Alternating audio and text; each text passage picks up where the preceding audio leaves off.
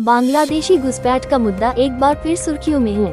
केंद्र और बंगाल असम सरकार की कार्रवाई का समर्थन करने के लिए राष्ट्रवादी हिंदू संगठन भारत रक्षा मंच सामने आया है, जिसने सोमवार की शाम दिल्ली के रफी मार्ग स्थित विठल भाई पटेल हाउस के फ्लैट नंबर 520 में मंच प्रेस वार्ता का आयोजन किया गया। इस आयोजन में राष्ट्रीय संयोजक सूर्यकांत केलकर और उनकी टीम ने मीडिया के जरिए अपने सुझाव सरकार तक पहुँचाए।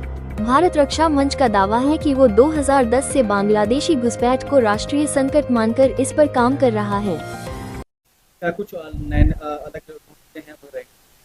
मुद्दा ये है कि 1000 वर्षों का भारत का इतिहास है कि हिंदू सनातनियों ने लड़ना छोड़ दिया, लड़ना भूल गए हैं। एक लुटेरा अफगानिस्तान से चला, कश्मीर के रास्ते होते होते दिल्ली नहीं रुका, दिल्ली से चला और सोमनाथ के मंदिर तक गया। हमारे यहां रानी पद्मिनी के साथ 16,000 रानियों ने साका किया और अलाउद्दीन खिलजी उनकी रात को छानकर 74 मन सोना लेकर गया।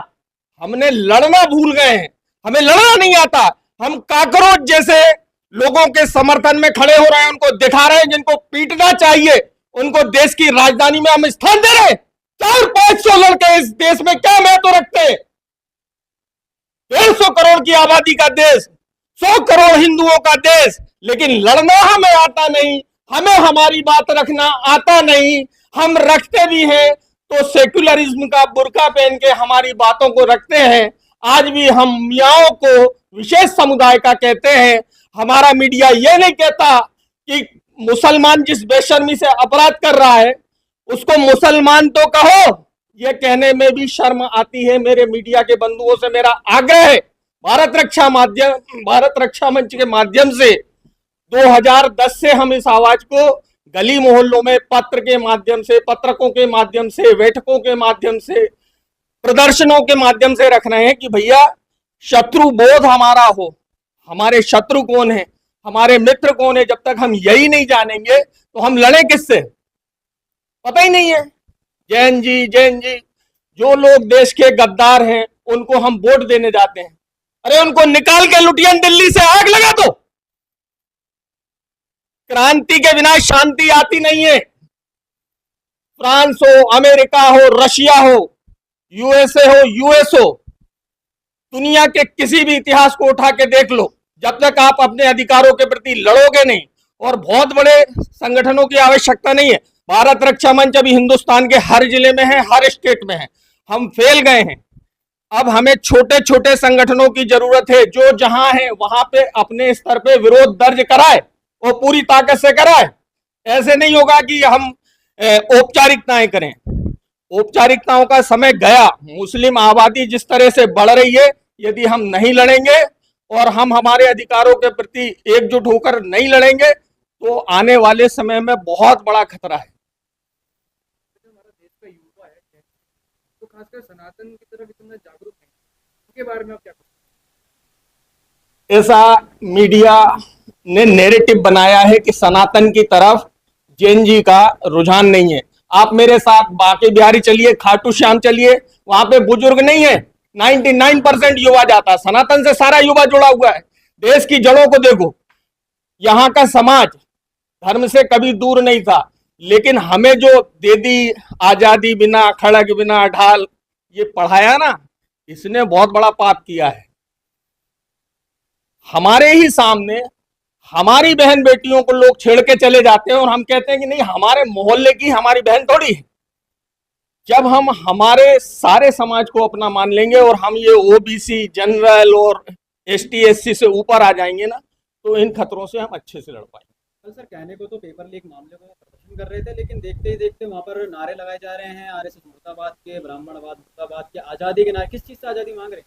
ये पहले तो लोगों को एक भ्रम है कि 47 में देश आजाद हुआ। इस भ्रम से मुक्त हो जाएं। देश पहले भी था और आगे भी रहेगा, और 47 में अकेले आजाद नहीं हुआ, 47 में एक दस्तावेज का ट्रांसफर हुआ।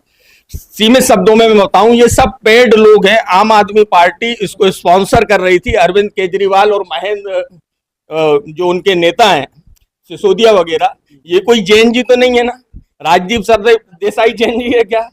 लेकिन ये सब लोग पीछे से उनको सपोर्ट कर रहे थे। ये इनका प्रयोग था, जैसे एक प्रयोग इन्होंने 2013 में सफल कर लिया था, तो इनकी सोच थी कि ये प्रयोग भी सफल हो जाएगा, लेकिन वो भारी असफल हो गया। ये लोग सब कीट पतंगे हैं यार, इनकी कोई आयु होती है क्या?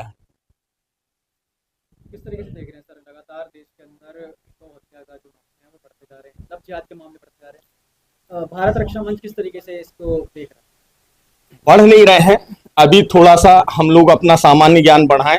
ये पीक पे थे 2014 तक, धीरे धीरे सरकारों ने समझा, उसके लिए सरकारों ने कानून बनाए, अभी कम हुए हैं, लेकिन पहले उजागर नहीं हो पाते थे ये मामले, प्रेस और मीडिया नहीं उठा पाती थी, अब उठ रहे हैं तो लोगों को पता चल रहा है। लव जिहाद पहले भी था, दिलीप कुमार ने भी लव जिहाद किया था, यूसुफ से दिलीप कुमार बने थे, तो लव जिहाद आज से नहीं है, लव जिहाद शुरू से है। कुरान का कॉन्सेप्ट है दारुल इबाद, दारुल हर्ब और दारुल इस्लाम।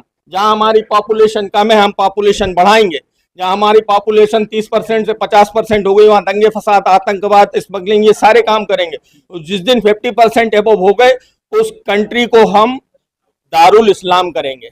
गजवाए हिंद का कॉन्सेप्ट कहां से आता है? यहीं से तो आता है। सर आखिरी सवाल ये रहेगा कि घुसपैठ को लेकर के भारत रक्षा मंच किस तरीके से भारत रक्षा मंच ने राष्ट्रीय संकट माना घुसपैठ को, और ऐसे समय में घुसपैठ के इशू को माननीय सूर्यकांत केलकर जी ने उठाया जब इस विषय को लोग समस्या ही नहीं मानते थे। अरे छोटे मोटे देशों की आबादी है 2 करोड़ 2.5 करोड़, हमारे यहाँ 10 करोड़ घुसपैठी हैं on the record, of the record, और उसको हम समस्या ही नहीं मानते थे। तो भारत रक्षा मंच सतत इस ओर कार्य कर रहा है। अभी हमारी आगे और भी लड़ाइयां हैं, उन सब में भारत रक्षा मंच काम करेगा।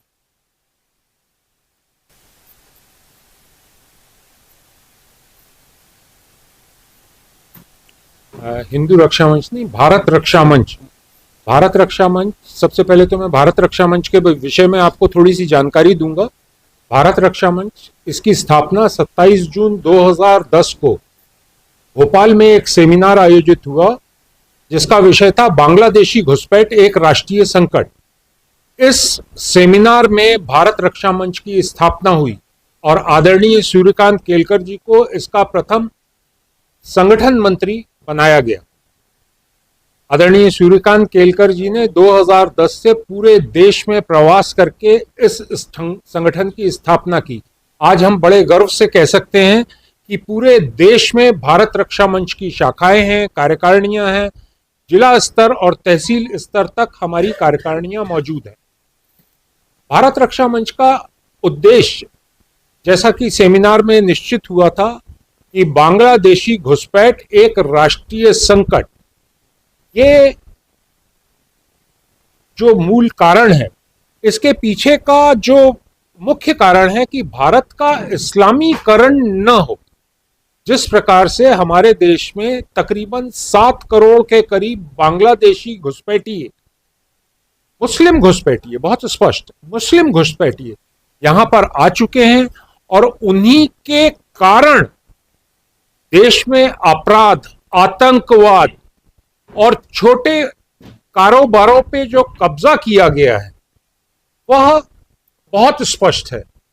बांग्लादेशियों को चिन्हित करना और उनको चिन्हित करके उनका नाम निर्वाचन सूची में से निकालना और उनको डिपोर्ट करना, इन उद्देश्यों के साथ भारत रक्षा मंच लगातार कार्य कर रहा है। वर्तमान में केंद्र सरकार और कुछ राज्यों की सरकारों ने इसके ऊपर संज्ञान लिया है और निरंतर इसके ऊपर कार्य करना प्रारंभ हुआ है।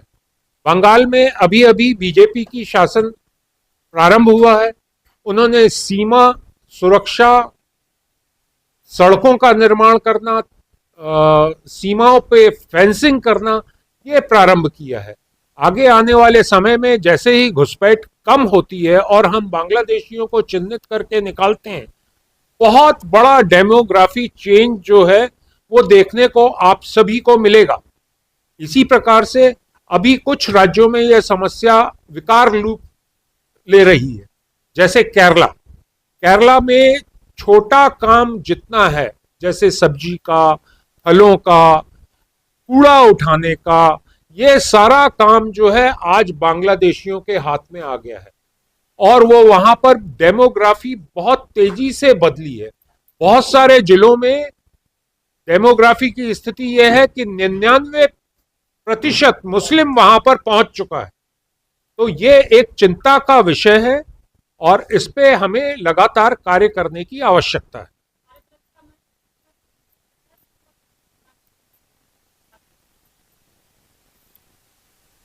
हमारे जो कार्यकर्ता हैं वो हर तरीके से, लोकल में जो कार्यकर्ता हैं वो वहां पर लोगों को चिन्हित करते हैं, डाटा संग्रह करते हैं, विश्लेषण करते हैं और सरकार तक सूचित करने का कार्य भी करते हैं।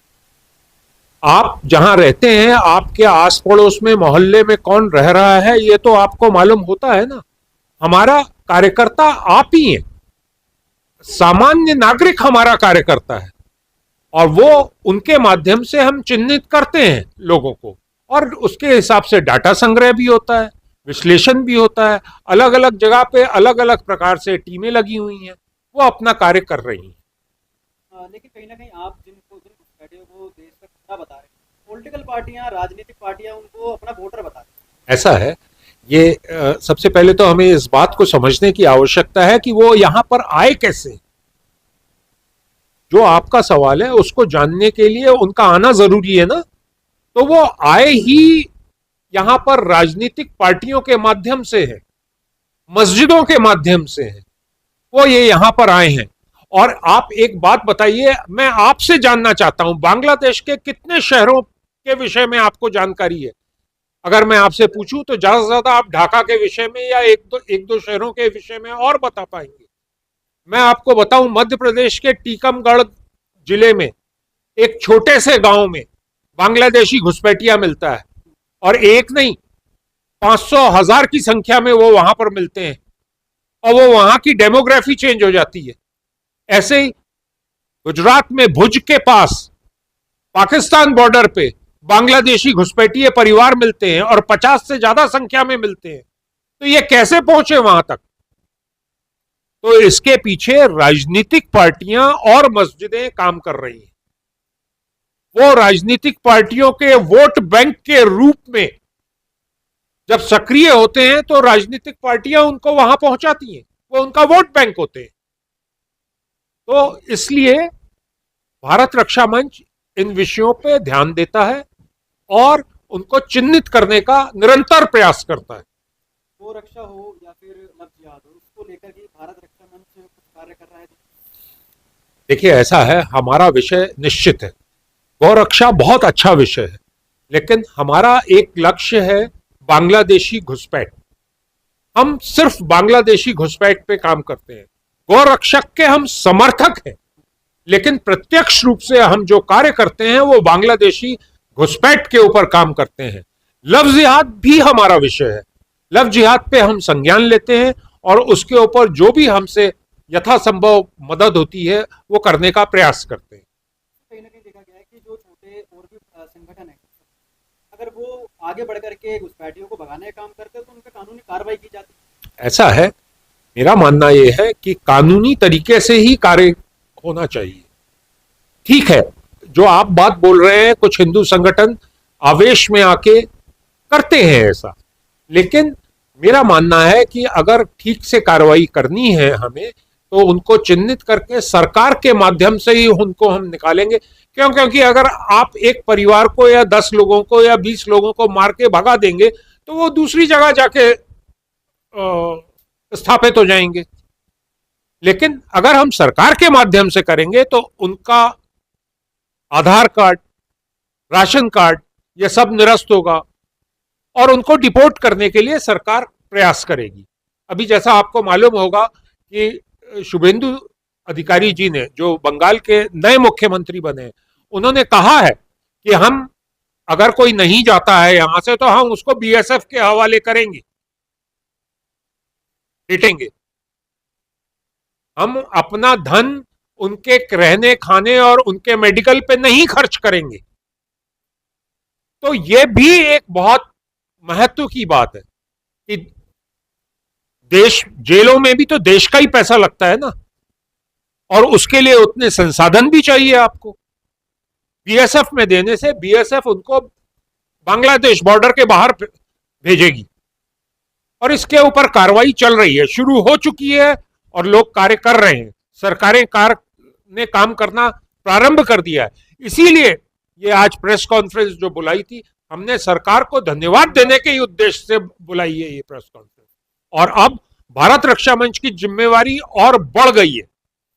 जब सरकार ने संज्ञान लेना शुरू किया है, हमें बांग्लादेशियों को चिन्हित करके सरकारों को बताना चाहिए कि यहाँ पर बांग्लादेशी, इतने बांग्लादेशी हैं, ताकि सरकार को मदद मिले उनको निष्कासित करने में। जी,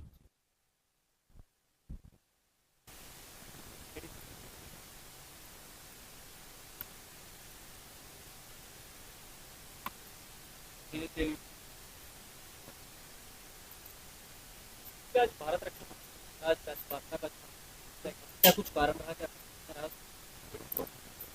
भारत रक्षा मंच पूरी भारत की रक्षा करना चाहते हैं और हमारा भारत है, भारत किसी और का नहीं, हम सबका भारत है और इसकी रक्षा करना हमारा जो संस्था है, माननीय सूर्यकांत केलकर जी जो आदरणीय गुरु जी हैं, इन्होंने हम सबको तैयार किए हैं जो अपनी माँ भारती के लिए मर जाओ मिट जाओ। और भारत में कोई भी अनाधिकृत कार्य करता है, 2 नंबर की धंधा करता है, माँ भारती के आंचल को लूटने का प्रयास करता है, उसकी फंड को सीधे कुचल डालो।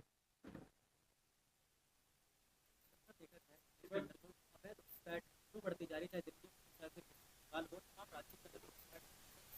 देखा गया है कि रामनवमी की रेडियो पर प्रसाद किए जाते हैं। उसके बाद में जो सरकार, मौजूदा सरकार है, वो उसके अंदर कहती हुई नजर आती है कि ये तो यहाँ के वोटर्स हैं। देखिए, ये जो विपक्ष के लोग हैं, इनके पास कोई काम उम है नहीं, इनके पास कोई अब हिंदू वोटर है नहीं। जब हिंदू वोटर उनके पास नहीं है तो ये क्या करते हैं, ये राष्ट्र में उल्टे पुल्टे बातें नेक्स्ट से चलाते हैं और ये लोग अर्बन नक्सलाइट हैं। कोई भी पार्टी ले लीजिए, आदरणीय गृह मंत्री जी का, माननीय अमित शाह जी का, आदरणीय प्रधानमंत्री जी का, आदरणीय भारत रक्षा मंच पूरी भारत की रक्षा करना चाहते हैं और हमारा भारत है, भारत किसी और का नहीं, हम सबका भारत है और इसकी रक्षा करना हमारा जो संस्था है, माननीय सूर्यकांत केलकर जी जो आदरणीय गुरु जी हैं, इन्होंने हम सबको तैयार किए हैं जो अपनी माँ भारती के लिए मर जाओ मिट जाओ। और भारत में कोई भी अनाधिकृत कार्य करता है, 2 नंबर की धंधा करता है, माँ भारती के आंचल को लूटने का प्रयास करता है, उसकी फंड को सीधे कुचल डालो।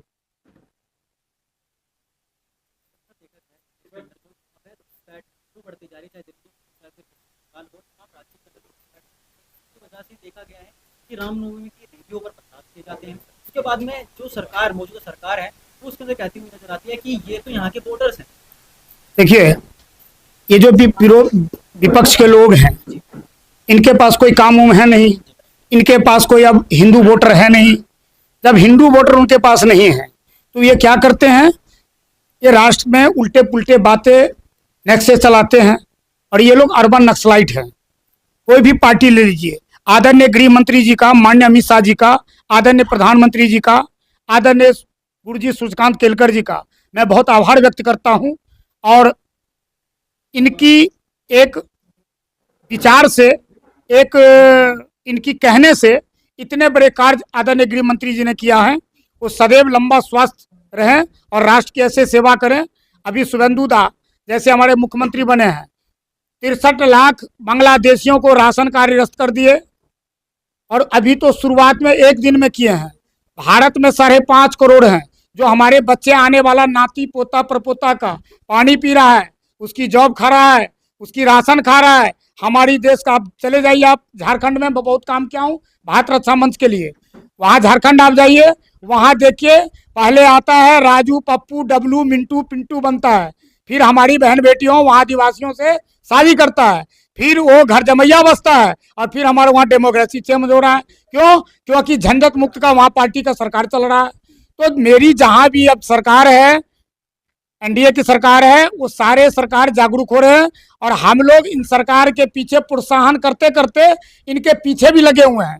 जैसे खेत में बैल जाता है और पीछे से जो जोतता रहता है उसे कुछ बोलना पड़ता है, आगे बढ़ो, जोश देना पड़ता है। तो मेरी सरकार अच्छी कार्य कर रही है।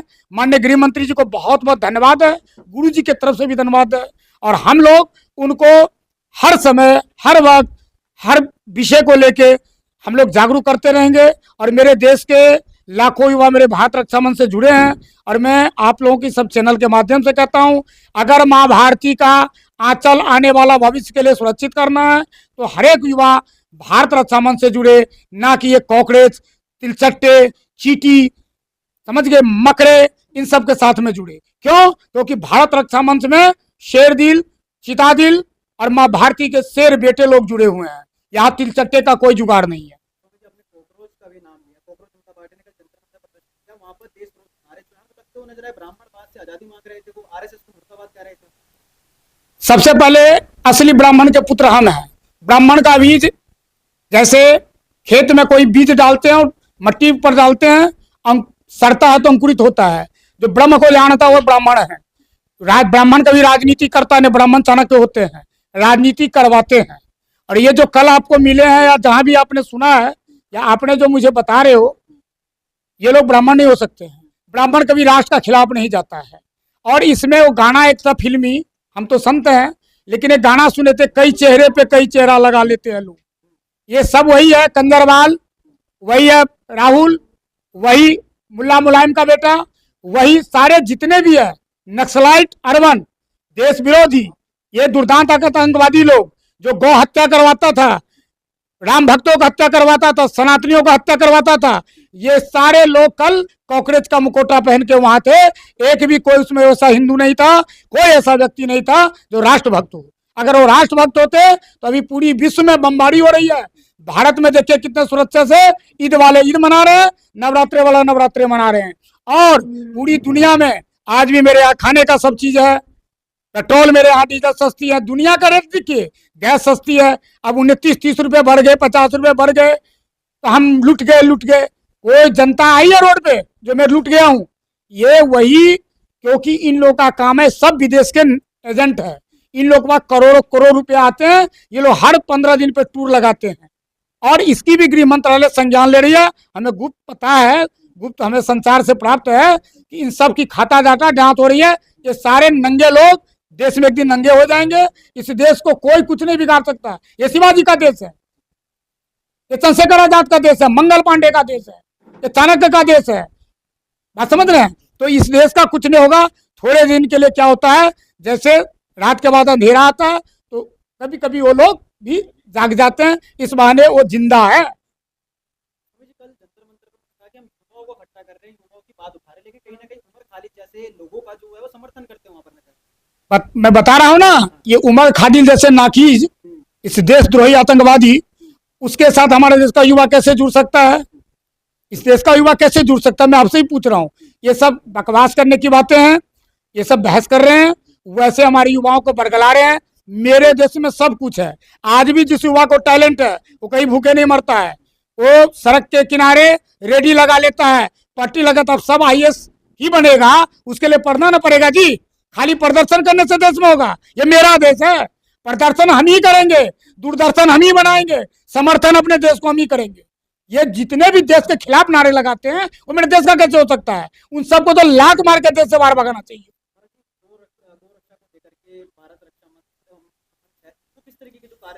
देखिए सच बात बताएं, आपने बहुत अच्छा प्रश्न किया और ये मेरा ये विषय है। गौ सेवा, गौ माता राष्ट्र में तभी सुरक्षित होगी जिस दिन पूरे भारत का 165 करोड़ आदमी अपने घर से बाहर निकलेगा, एक मोमबत्ती जलाएगा आज की शाम अपनी माँ गौ माता के नाम। और ये मुल्ले लोग आजकल देख रहे हैं, वो हमें राष्ट्र पशु घोषित करने में मेरी माँ को लगा है, उन्हें ये पता नहीं है। क्यों?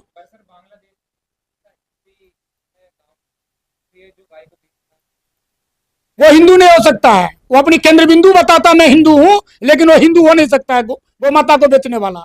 ऐसे हिंदू को अगर मेरे हिंदू जैसा मिले और हमें पता लग जाए तो वहीं पे उसको ऑन द स्पॉट जो है उसको दंड करवाएंगे सरकार के प्रावधान से, अन्ना होगा तो अपने शस्त्र से।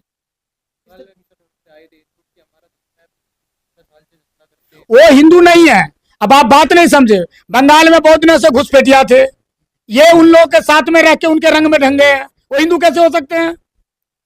अब्दुल कलाम मुसलमान थे लेकिन मेरे राष्ट्रभक्त थे, वो हिंदू से भी अच्छे थे। क्यों? क्योंकि उन्होंने राष्ट्र के लिए काम किया, खुद को समर्पित कर दिया। हमें किसी मुसलमान का विरोध नहीं है, हम तो उस कठमुल्ले से विरोध करते हैं जो राष्ट्र के खिलाफ बात करते हैं। तो मुझे आखिरी सवाल, हिंदू रक्षा मंच किस तरीके से अब रोकेगा घुसपैठ को भारत? मैं बताया ना, मेरे पास लाखों युवाओं का टीम है और करोड़ों युवा अब जुड़ेंगे, और जुड़ने के लिए हमारे पास रोज प्रावधान में आ रहे हैं लोग, तो हम इनको जोड़ के समाज का बात समाज से, सरकार का बात समाज से, और कानून के दायरे में रह के भारत रक्षा मंच अपनी माँ भारती के लिए हम जितने लाखों सिपाही इसके मेंबर है, हम सब अपनी जान कुर्बान कर देंगे, माँ पे तनिक भी आंच नहीं आने देंगे। भारत माता की। सर, आज भारत रक्षा मंच के द्वारा प्रेस वार्ता का आयोजन किया गया। क्या कुछ मुद्दे रहे, क्या कुछ बात? आज का आयोजन भारत रक्षा मंच जिस विषय को लेकर बना था, उस विषय में जो कुछ बातें हुई है उसकी जानकारी पत्रकारों को देना, और देश में भी उस संबंध में आगे हम क्या कर सकते तो बताने के लिए यह आज की पत्रकार वार्ता थी। भारत रक्षा मंच 27 जून 2010 को एक सेमिनार में बना था। सेमिनार का विषय था बांग्लादेशी घुसपैठ एक राष्ट्रीय संकट, और इस राष्ट्रीय संकट को पहचानते हुए उस सेमिनार भारत रक्षा मंच का निर्माण किया। उस समय राष्ट्रीय संगठन, और तब से भारत रक्षा मंच विभिन्न कार्यक्रमों, यात्राएं, सभाएं के द्वारा संगठन का प्रसार, साथ ही साथ बांग्लादेशी घुसपैठ समस्या के बारे में जन जागृति करता था। ये सब करने के बावजूद आज भारत रक्षा मंच संगठन बनाने में तो पूरे देश में सभी राज्यों में आज भारत रक्षा मंच पहुंचे हैं, तो फिर भी हमें ये लगता है कि बांग्लादेशी घुसपैठ पर जितना कुछ हम कर रहे थे उस हिसाब से सफलता कम थी। और ये हमारे लिए आनंद की बात रही कि 2014 में मोदी जी की सरकार बनी, और इस सरकार ने बांग्लादेशी घुसपैठ इस संकट को वास्तव में अनुभव किया या समझा।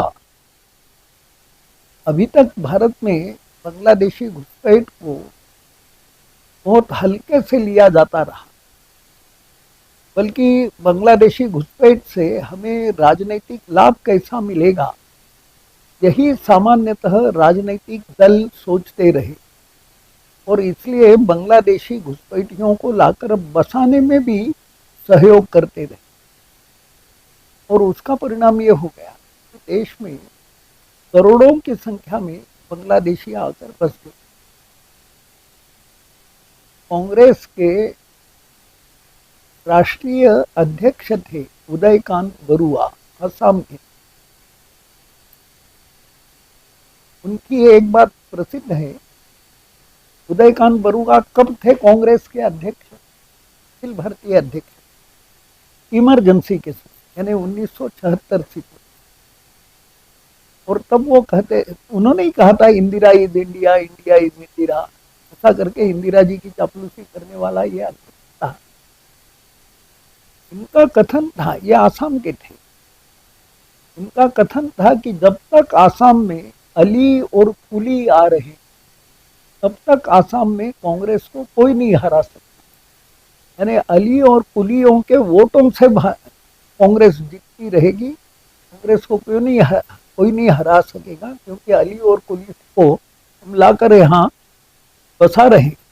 तो कुली का मतलब तो होता था आसाम के चाय बागान में मजदूरी करने आ रहे बिहार के मजदूर, किंतु अली का अर्थ ये था कि बांग्लादेश से आने वाला मियाँ। तो ये जब तक आते रहेंगे तब तक हमें कोई हरा नहीं सकता, ऐसा कहने वाले कांग्रेस के अध्यक्ष। इससे स्पष्ट है कि कांग्रेस का विचार क्या था घुसपैठ के बारे में।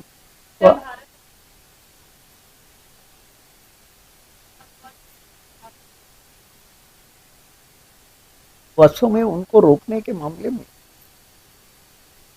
सरकार के पीछे लगे रहना यही एक, पहले हमने कुछ ऐसे काम किए किंतु ध्यान में आया कि ये एक संगठन के लिए संभव नहीं है, सरकार को ही संभव है, सरकार के पीछे लगे।